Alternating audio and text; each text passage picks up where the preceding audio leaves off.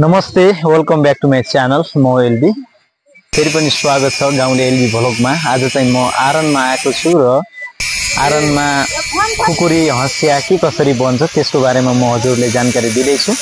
Video अन्तिमसम्म हेरेर साथ दिनुहोला।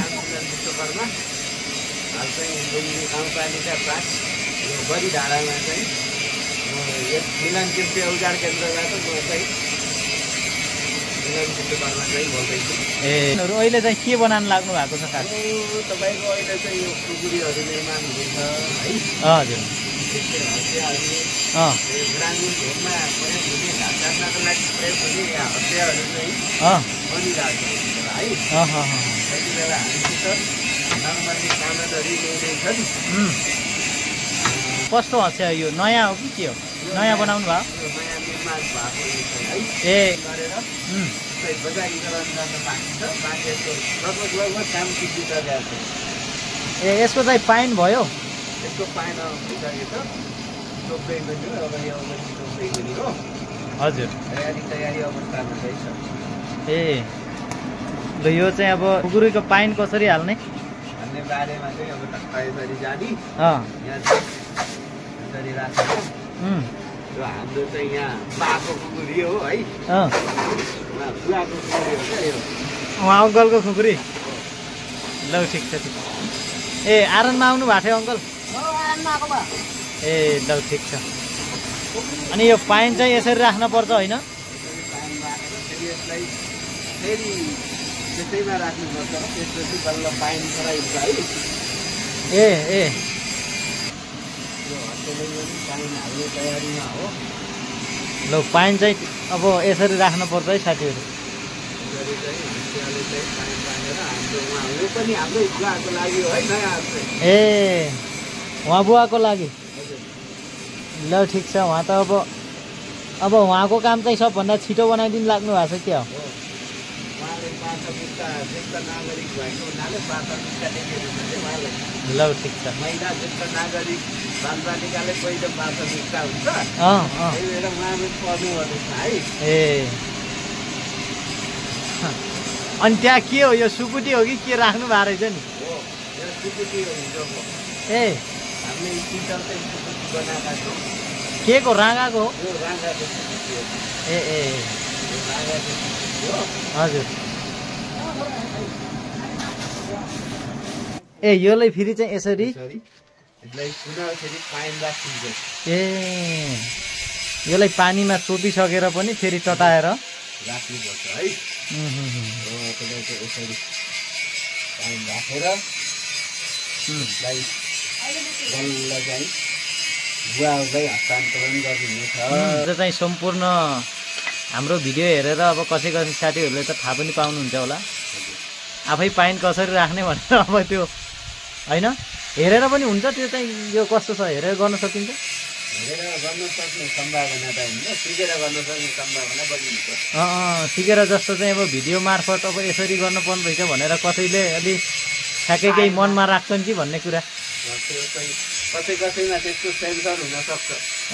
हेरेर चाहिँ मान्छे धेरै कामहरू गरेको हुनाले हुनसक्छ सम्भव भएसम्म।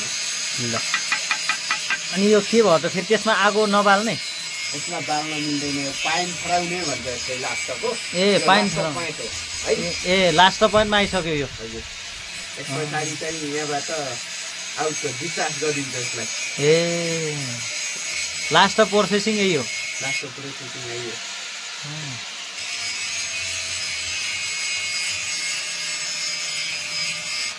यो कति टाइमसम्म राख्नुपर्छ त्यहाँ?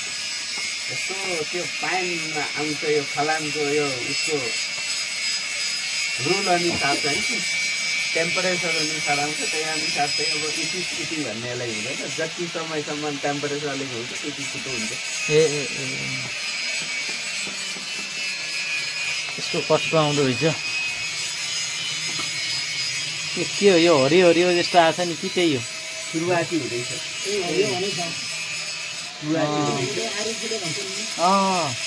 यो पाइन पनि अलि यो के अरे यो कति ठाउँमा त धेरै तरिकाको हुँदो रहेछन्। यो कुन कति प्रकारका हुन्छन् त? यसमा तपाईको 3 प्रकारका हुन्छ। बम प्रकारले भन्नुपर्दा एउटा चाहिँ आलु फुले, गुराँस फुले, एउटा तुरी फुले भनेर भनिन्छ, एउटा सिस्ने एवं 4 प्रकारको हुन्छ। ए सबैभन्दा राम्रो चाहिँ कुन हो त? अब सबैभन्दा राम्रो भनेको सिस्ने पाइन्छ। सिस्ने। हजुर। ल सिस्ने कस्तो आउँछ हेर। उहाँहरूको कामहरू पनि राम्रो छ, स्पेसल राम्रो छ। सबैको चाहिँ अब त्यो कुरा भइहाल्यो। सबै अब कुनै अब कहिले झर्छ कर्छ त्यो अलग काम होइन, त्यो हुन्छ। कोहीमा काम गर्दाखेरि मिस्टेक पनि हुन्छ, तर कामहरू उहाँहरूको धेरै सफाइ हो। उहाँहरूसँग म 9-10 साल अगाडिबाटै उता प्युठान पनि जान्थेँ, आना जाना हुन्थ्यो। हाम्रो सबै एकदमै उहाँहरूको बुवासम्म मैले चिनेको, उहाँहरूको बुवालाई पुछे भन्थे। ओहो पहिल्यैदेखि तपाईँको त्यसो भए चिन्जान रहेछ। म चाहिँ उहाँहरूसँग 2068 साल चैत लास्ट महिनादेखि म सिउलुबाङतिर चिनो जानु गरेको थिएँ। उहाँको बुवा हुनुहुन्थ्यो उतिखेर। बुवा पनि धेरै जानकार मान्छे, तपाईँको तामाको कामदेखि लिएर सुन चाँदीको काम, यिनी डमा भोगर बनाने, तपाईँको सुनार काम, पिपल पातहरू, यिनी पनि सबै काम गर्नुहुन्थ्यो। उहाँ चाहिँ झङ्करै नेक्टर कालीगर मान्छे हो क्या। ल हुन्छ बाजे है। ल हुन्छ बाबु। पाएन यसमा एकदम कडा टाइपको। कडा हो यो। हजुर। यो कस्तो रातो रातो हुने रहेछ नि। हजुर। ल साथीहरू हेर्न सक्नुहुन्छ, यो चाहिँ गुराँसै पाइन आयो। अब अर्कोमा के आउँछ फेरि त्यो पनि यसो हाम्रो दर्शकहरूलाई भनिदिनु होला है त। यहाँ चाहिँ सामग्रीहरू सबै बन्छ। तपाईँहरू उहाँको चाहिँ अब कन्ट्याक्ट नम्बर पनि हामी लास्टमा राख्नेछौँ। कन्ट्याक्ट नम्बर पनि हामी चाहिँ छोड्नेछौँ भिडियोको लास्टमा। र यहाँ त्यो हँसिया भन्छ होइन त्यसलाई? अनि त्यो हँसियाको चाहिँ कुन निकाल्नु पर्छ नि पाइन?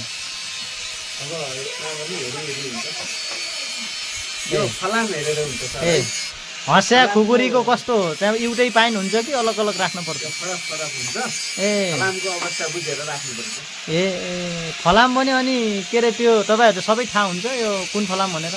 हामीले काम गर्दै जाँदाखेरि थाहा हुन्छ कुन अवस्थाको छ भनेर। त्यो सर है यसमा नि आयो है? यसमा पनि आइसक्यो, यो बनाइसक्यो, यसमा पनि आइसक्यो सर है। यो आरु फुले पाइन भन्छ, यो यहाँ आइसक्यो। ल साथीहरू यो चाहिँ आरु फुले पाइन। यो पाइन पनि के हुँदो रहेछन्? आरु फुले अनि तोरी फुले है। हेर्नुहोस् यो चाहिँ आरु फुले पाइन हो भन्नुभएको छ उहाँले। पक्कै पनि यो हँसिया चाहियो भने तपाईँले उहाँहरूलाई सम्पर्क गर्न सक्नुहुनेछ। योमा चाहिँ कुन आयो? त्यो अर्को त्यो खुकुरीमा कुन चाहिँ आएको छ सर? ए सिस्ने आयो यसमा चाहिँ। ए त्यसको त फेरि बेन पनि अलिक युनिक टाइपको छ नि। सिङको है? यो त ओरिजिनल हुन्छ होला नि? हेर्नुहोस् साथीहरू यो चाहिँ सिङको बेन है। यो त फेरि फुट्ने यतापट्टि। अनि के छ तपाईँले यसो त्यसको बारेमा केही भन्दैन पर्यो कि? बसेर के छ त्यसको बेनको बारेमा भनिदिनुहोस् त अलिकति। हजुर हजुर हजुर।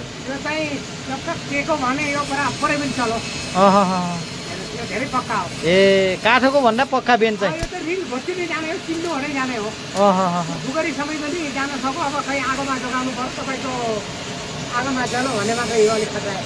हजुर। ए ल साथीहरू अब तपाईँहरूले पनि यदि चाहिएको छ भने यो चाहिँ सिङको बेनवाला खुकुरी यहाँ उपलब्ध हुन्छ, हजुरले कन्ट्याक्ट गर्नु होला।